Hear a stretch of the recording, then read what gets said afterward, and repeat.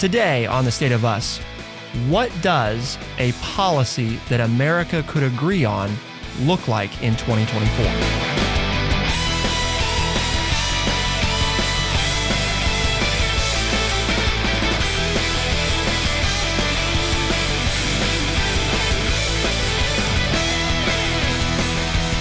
Our nation is built on the ideals of freedom, opportunity, and respect for one another.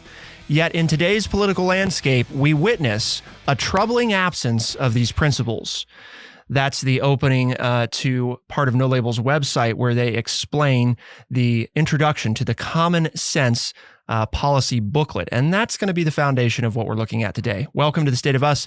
I'm your host, Justin T. Weller, joined today by the one and only, your friendly redneck liberal and the senior resident historian here at True Chat, Mr. Lance Jackson. Common Sense, Ryan. Well, just real quickly, you named it after the famous British writer Thomas Paine, correct? I mean, because he had a pamphlet called Common Sense that tried to rally the American colonists to the cause. And so there's a little irony here, or specifically chosen for that reason to title it. Oh yeah, it takes its name and inspiration from that booklet for sure. Ryan Clancy is the chief strategist at No Labels. He's been with them for over a decade. He joined us not long ago to kind of talk about the broader picture of what No Labels is looking to maybe do for the 2024 election. So if folks are interested in kind of what No Labels is, what are they trying to do, and possibly bringing forward a unity ticket, providing this insurance policy for America, so to speak. We've got a great episode on that. It's linked. Be sure to check it out. But what we're going to focus on now is their recently released Common Sense. And this is a policy booklet that basically outlines, and I guess I shouldn't speak for you, Ryan, but the notion here, right, is this outlines a set of principles that a potential candidate maybe could embrace that actually has a chance of getting done. Is that fair? Yeah, well, whether it has a chance of getting done, I mean, Congress would have a lot to say about that. But no, the idea here was, how do we put out a document that provides a really clear sense of where most Americans want this country to go? And that's what Common Sense is. We, over the course of the last year, have surveyed tens of thousands of registered voters, not only to gauge their appetite for a potential unity presidential ticket, but to understand their priorities and their aspirations and the policy ideas that they care about. And the result of that is common sense. So what you will find in this booklet, which you can actually find at commonsensemajority.org, is not the No Labels view of how the world should look. It is where most Americans think the country should go on most issues. It really does represent the sentiment of the common sense majority. And this isn't a new idea for No Labels.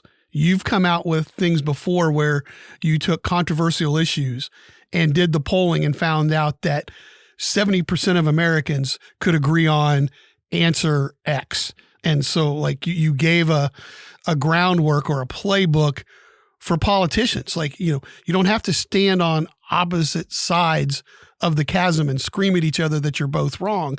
There are 70% of Americans that agree on this answer on gun control. I mean, all you have to do is give a little bit. So, I mean, this isn't like this is something that you guys have never done before, correct? Yeah. What's a little different about this one is if you go and take a look at the booklet, you'll see we don't have a prescription for every single issue.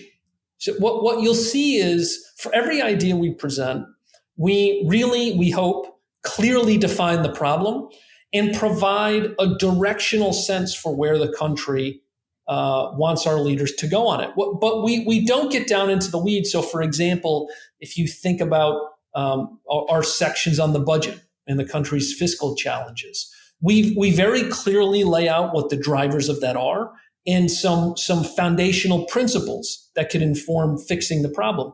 We don't therefore say, and therefore, the corporate tax rate should be X and the retirement age for Social Security should be Y, because what we found is if you go too far into the weeds, you just lose people.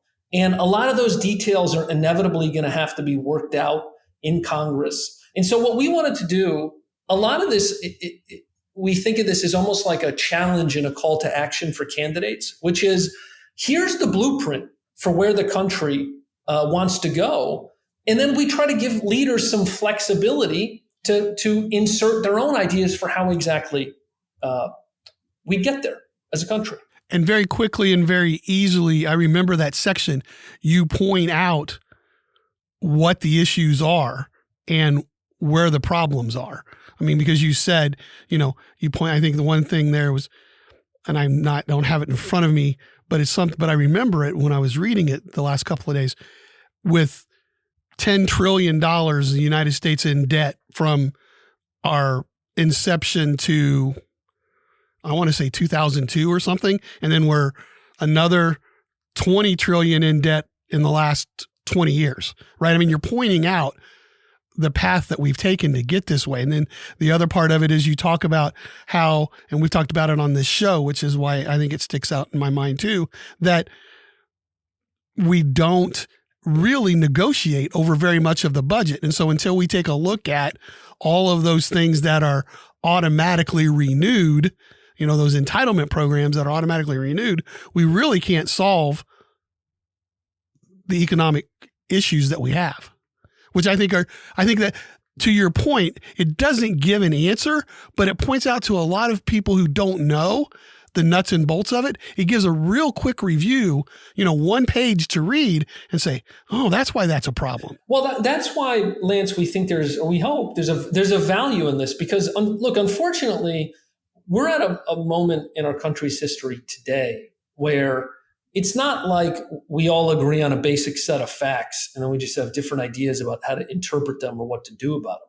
I mean, we have on any given, if you turn on MSNBC, somebody will say the sky is blue, and then you turn on Fox and somebody says the sky is green.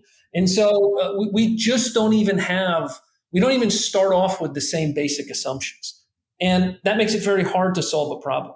So that's one of the big things we wanted to do with this booklet, is to help people understand these are the outlines of the problem.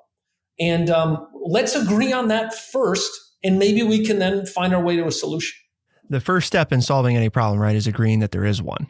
And part of the issue is, I think to your point, Ryan, we've talked about so often, we can't even agree that something is or isn't a problem, or when I say we, the American people can, but our leaders often don't. Or they won't even start with the same fundamental set of facts or acceptance of a situation. So it makes a lot of sense, common sense, really, that you would want to outline that, because if you don't outline that, how are you going to have the debate about the finer points if you're not starting kind of at the same high level? And one of the things that I made a note of that we wanted to be sure to ask you about is, I mean, in reading this, and Lance and I both pretty much, I think, read the whole thing. So in reading it, there's definitely things in here where I'm like, yes, that's exactly, 100%. And then there's other things where it's like, well, I don't know, about this notion that's being put forward. But isn't that in some ways, isn't that kind of the point? Because there's so much, we've been convinced by politicians, right, that it's an all or nothing approach to so many things, that if we just get our side enough power, then we can just fix everything and do things the right way. Have we lost? And is that part of what has to be restored? This notion that compromise is a fundamental aspect of the way our system is designed, intended to work? Well, we talk about that in the booklet. That's in our conclusion, we talk about the famous Connecticut Compromise, which is, the Constitutional Convention almost fell apart because they couldn't agree how to share power between the big states and the little states. And of course, the big compromise was, all right, we're going to have a House by population and with representation by population, and the Senate where every state's going to get 2. And that's what broke the logjam. And so we always talk about our founders' principles, and those are important, but we need to remember they also understood, hey, to build a country, to have a democracy, there's give and take, and you're never going to get at everything that you want. I mean, look, there's 30 ideas in this booklet. I would be surprised if anybody agrees with all 30. I don't agree with all 30, because remember, what we put in here was really just the sentiment of the public. And that's fine. That's the way it's supposed to be. I mean, I live in Brooklyn, actually. And one of my favorite quotes is actually from famous New York City Mayor Ed Koch. He was the mayor in the 80s. And he told a voter once, he said, look, if you agree with me on 9 to 12 issues, you should vote for me. And if you agree with me on 12 to 12 issues, you should go see a psychologist. The notion of agreeing in lockstep serves two entities and two entities only, the Republican and Democratic parties. That's it. It does not serve the American people, and it certainly doesn't serve the national interest to blindly go along with whatever is said. It does, however, build, some degree of loyalty or unity within parties. But somebody had recently told me, if this was Europe, the Republican Party would be 4 different parties, and the Democratic Party would be 5. We're one of the only places where we have this notion that we're going to jam all these people who really don't actually agree on their platform under the same platform umbrella, and then we're going to force through a candidate that, to you pointed out, only a quarter of the country decided on anyway, and then we're surprised that what we came out with on the other side is 2 choices that a lot of people don't like, that most people don't like. Why do we think that, or I guess, why do we stay susceptible to the notion that that's going to ever yield something better for us in the current landscape? Yeah, you're right. And look, Justin, it extends beyond just ideas. It extends to just fundamental issues of right or wrong. I mean, Washington has always been a place where leaders are comfortable with what I call situational ethics, right? So, but it's just gotten so much worse. So the question of something happens, is it right or is it wrong? Well, the answer to that increasingly depends on, well, who did it? And if it's somebody on my side of the aisle that did it, then it's fine.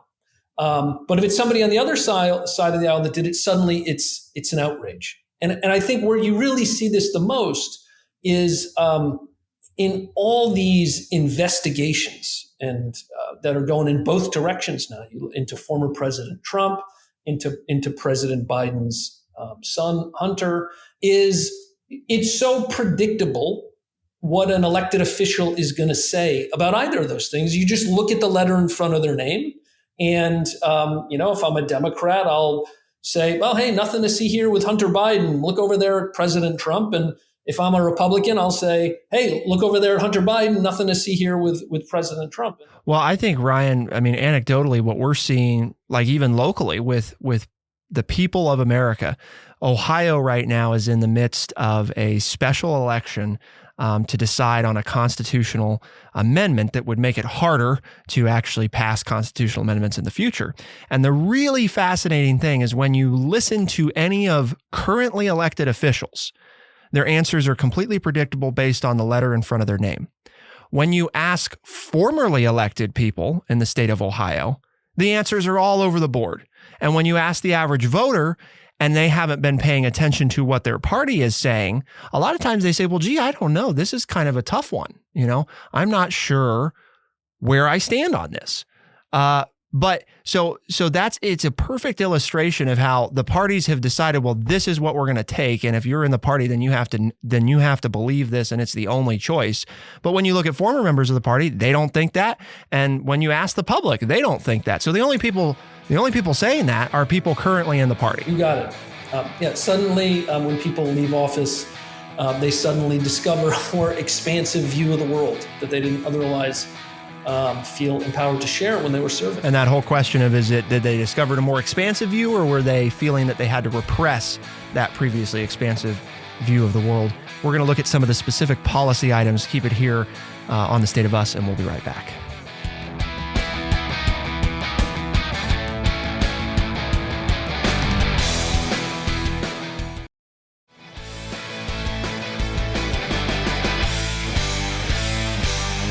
Ryan Clancy is the chief strategist for No Labels. He's joined us now on a couple episodes to talk about what No Labels is working on as we're headed into this 2024 presidential campaign season, the possibility of a common sense agenda for America, and also the possibility of a unity ticket.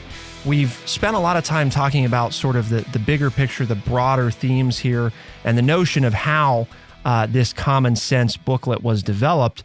But Lance and I have a few areas. I mean, the whole thing's of interest, folks, and you should take time to read it. But we've both got some areas that I think particularly stuck out to us. Well, I'm going to surprise you because I'm going to throw it back to Ryan because we've got some, but is there a special one or two areas that you think you've really done a good job on that you'd like to share? We really get into everything in this booklet, and it's when we asked voters what they cared about most. I mean, it is the kitchen table stuff. It's inflation. It's our fiscal situation. It's the cost of things, housing and healthcare.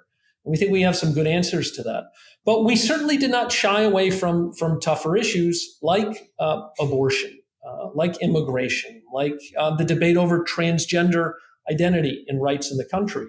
And I think the good news on all of those, even the toughest issues, is that the public lands in a very common sense, compassionate, incredible place in all of those areas, and really lays out a path where we could end the endless war over some of these issues and finally find an accommodation. But the problem is the really vociferous voices on both sides don't want that to happen or won't let it happen. I think that's very good. I won't make Justin look bad. I'll ask you about education. What he's been dying to ask. Yeah. No, I really want to talk to you about your homeless piece and the building of homes and feeding of American children, because I think people just do not understand the need that's out there. But I'll either save that one for Justin. I'm going to ask you the education piece because I was a former public school teacher.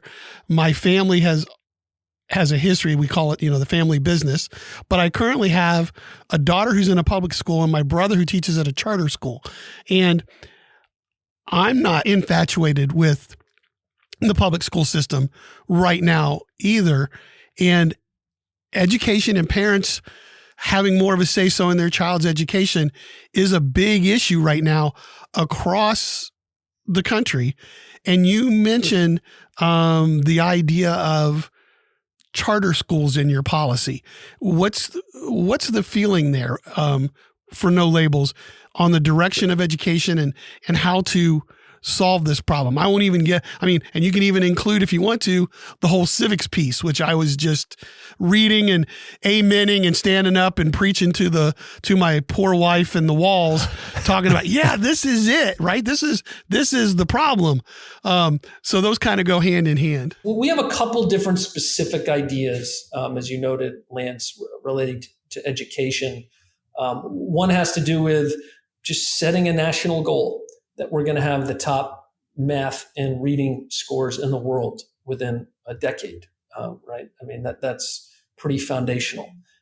This idea of support for more public charter schools. And I think that's, by the way, an important point to make. Charter schools are public schools. They're just run with a little more flexibility than traditional public schools. And then Lance, as you noted, this idea of civics education and financial literacy. I think the thread that connects all of these education ideas together is the public believes very strongly that we have lost the thread about the purpose of education. The purpose of education is to prepare kids for the future and to promote excellence, right? To help every kid be the best they can be.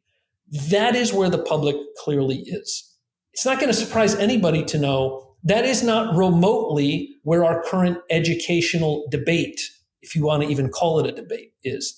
Education has just become the latest front in an ever metastasizing culture war. And unfortunately, our kids are the collateral damage of that. And so all of our proclivities and hangups that we have as adults, we are now just forcing into the educational system. And as a result, nobody's really happy with how things are going. And the consequence of this is, I'm sure both of you have seen this. We just had the national test scores come out recently in the last couple months. American kids have the worst test scores in 3 decades. I mean, it's just fallen through the floor. Now, a lot of that is related to COVID and learning loss and everything else. But this should be a hair on fire emergency for the country, because if this continues, we're going to have a worse future than we would otherwise had.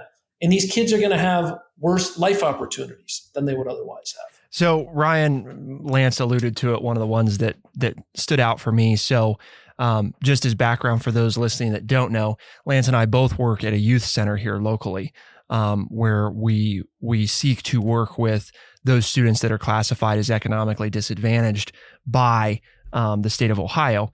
And it is just like a constant theme of explaining to folks that if your zip code in this country is a better determinant of your long-term well-being and success than some of your fundamental health readings, that is a sad state of affairs. You have in the booklet that building more homes in America will make housing more affordable for Americans. Why is housing affordability a fundamental component of what you guys think is so essential? Well, it's not what we think is so essential, though I do. But it's really what the public thinks. Look, for most people, their rent or their mortgage is their biggest line item every month. And the cost of it is just growing exponentially.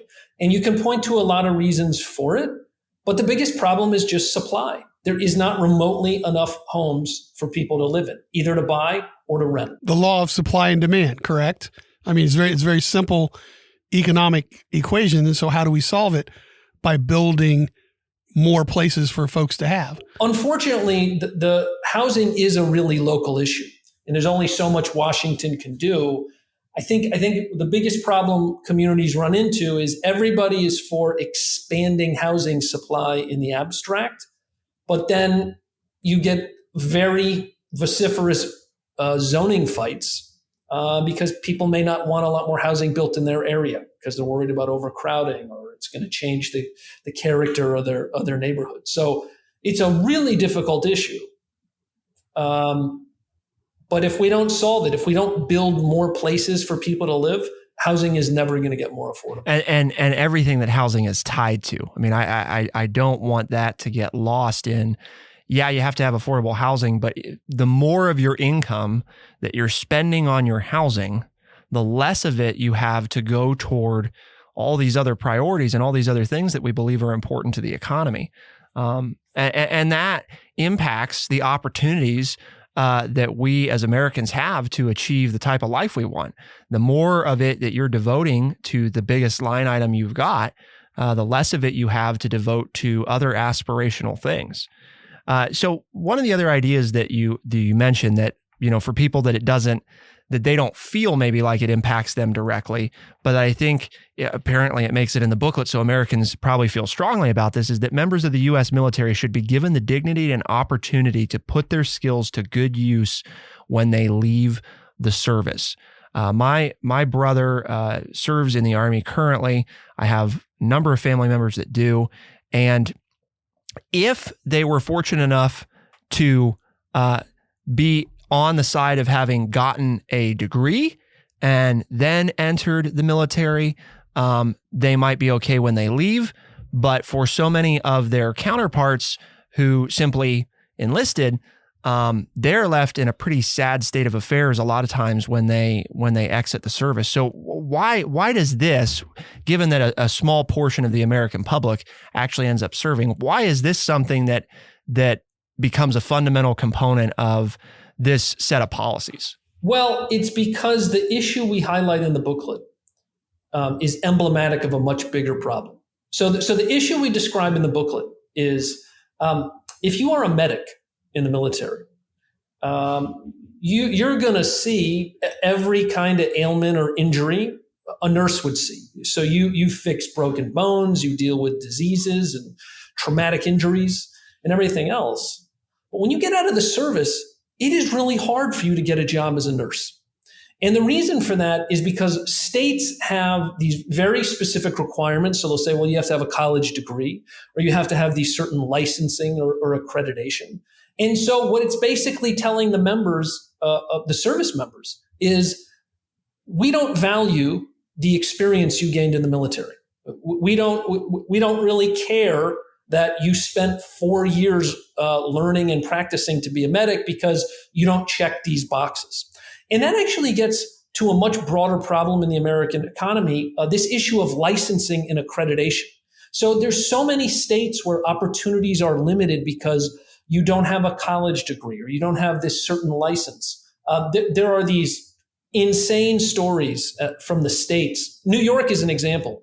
You actually need more hours of called professional education to do nails than you do to be an EMT in New York. In a lot of cases, what these are just incumbent interest groups trying to put up barriers and making it harder for people to get in. And so what we're really calling for in the booklet is a president, and there's a way through executive orders and through administrative action that they could just knock down some of these barriers that make it hard for service members to find opportunities when they lead the service. Especially when we have such shortages in some of these areas that you're talking about. Oh, we do. Of workers, right?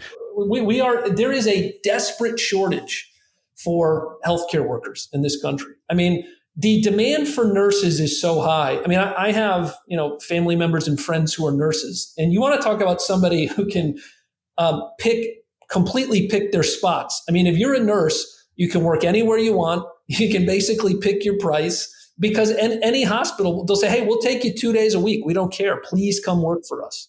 So we have these shortages. We have a lot of people who can do the jobs, but we just have barriers that don't make any sense standing in the way.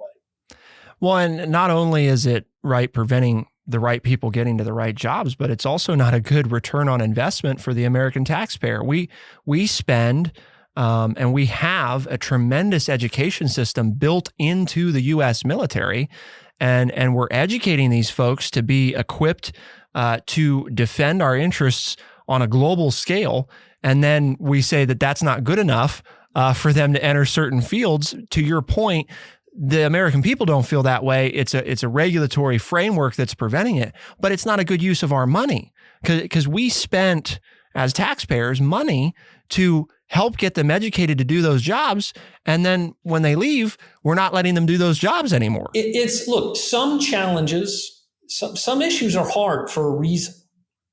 Look, abortion is hard for a reason. I mean, that is a deeply moral issue for everybody. And you can't, that's an issue where you can't just say, well, it's just common sense. You should think this. Well, no, it's not. If you have a deeply held belief on that issue, that needs to be respected. There are other issues, though, that aren't like that really are just common sense. And the thing that's standing in the way is either this mindless, reflexive partisanship we've talked about, or just very organized interest groups who, a broken status quo is very good for them, even if it's not good for most of the rest of Thank you so much for taking time out of your busy schedule to share with us. Hopefully we'll get you back on. This is going to be very interesting to watch the next 6 to 9 months unfold with No Labels and see how this all plays out. But I think today you've given us and our listeners a great experience and a great background from which to delve more into the playbook of common sense. So thank you very much for your time, Ryan. Thank you so much for having me. Always a special treat to have Ryan Clancy, the Chief Strategist at No Labels, on. Folks, we're going to spend a little bit more time, Lance and I are, breaking down a few more of these policies that stood out to us. And if you'd like to see Ryan back on the program, please send us an email, podcast@thestateofus.org, or drop us a comment and let us know what you'd like to hear about, and we'll see if we can get him back to bring us more information. There's still more to come. Keep it here on The State of Us. We'll be right back.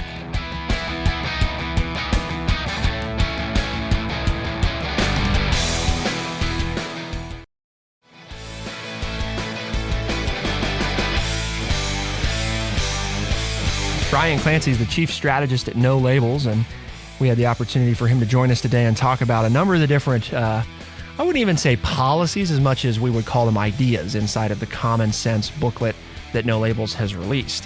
And basically what this is, folks, right, is this set of ideas that says we have to start with this fundamental place. And I think Ryan did a nice job of explaining that. Of this is the framework, right?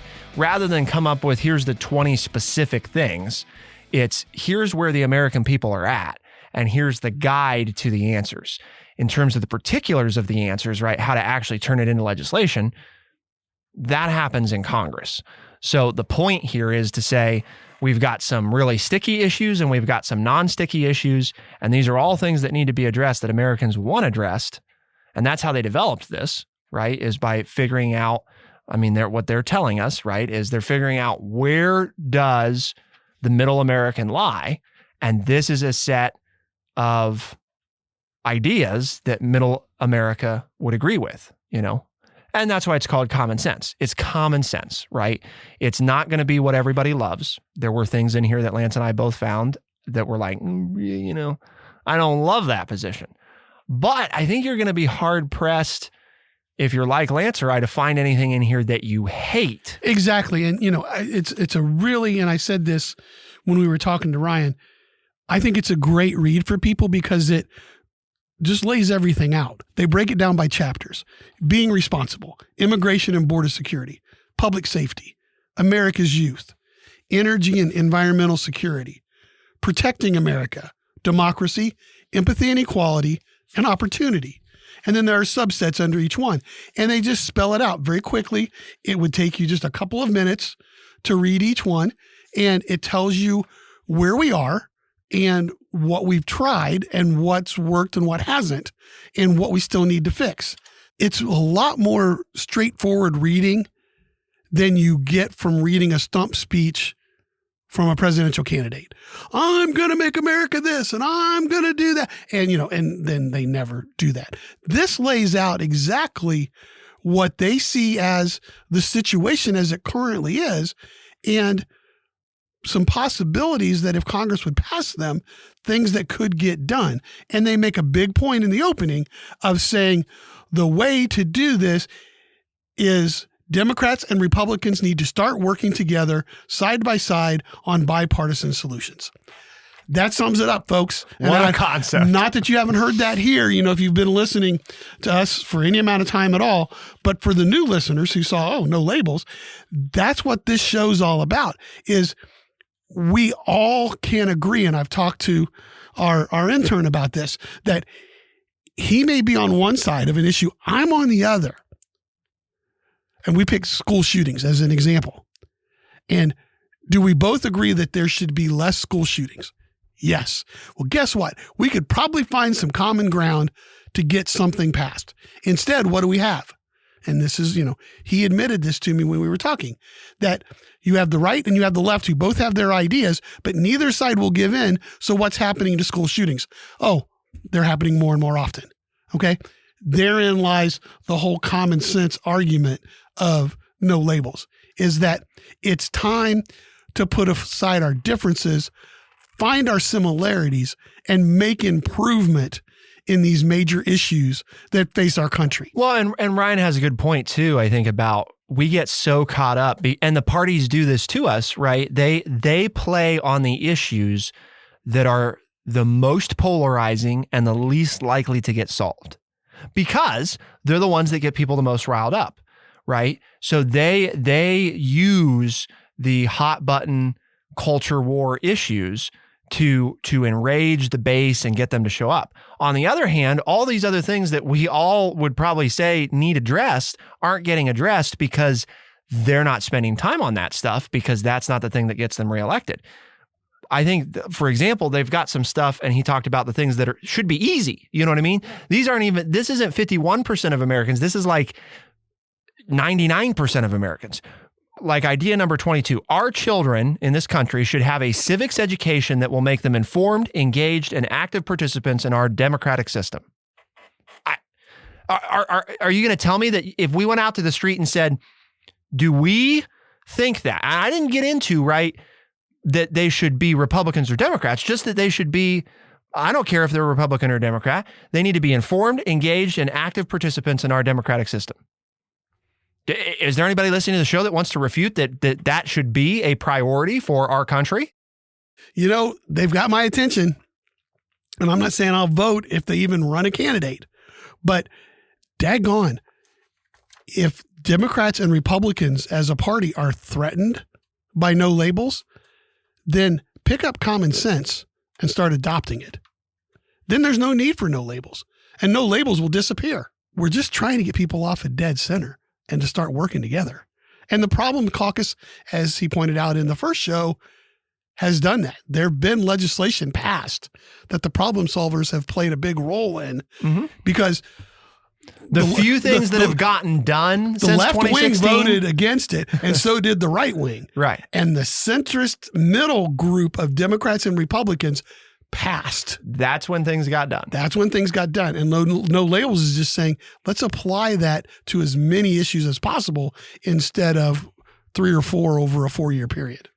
When only 38% of Americans today say that they are extremely proud to be an American, the sentiment is even worse among young people. Only a quarter of them feel this way. This is a substantive change in the history of our nation. And it should tell us, because it's not just kids, right? It's adults too. That is a reflection of not having people who feel engaged and excited about our prospects. We feel scared and we feel threatened. And that's what's motivating who we're choosing as candidates. And that's a terrible, that is not... terrible way to live a life. Yeah. At its best, politics should be a promise of hope and prosperity and future beliefs and making things better, not beating back the enemy and holding your opposition at bay so that they can't take away your rights. And the political parties have done that to us. Yeah, and they have done that to us. And that's what No Labels is saying. Look, it hasn't always been this way. It doesn't have to stay this way.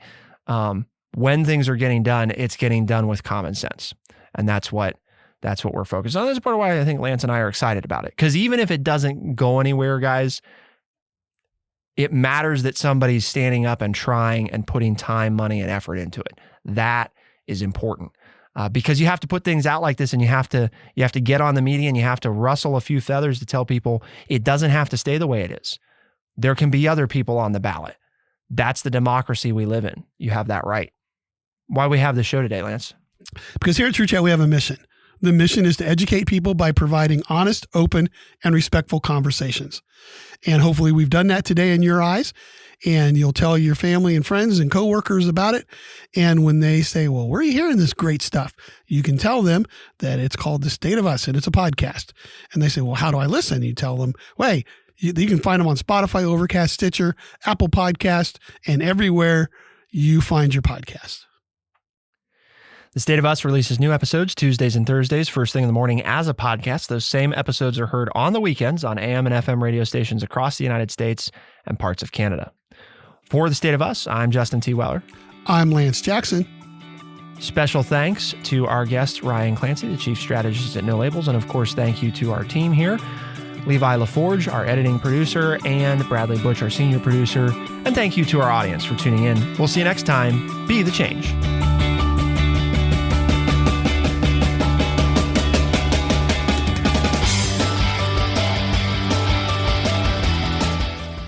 Be sure to check out our website, thestateofus.org, for books, articles, and all the ways to tune in. thestateofus.org.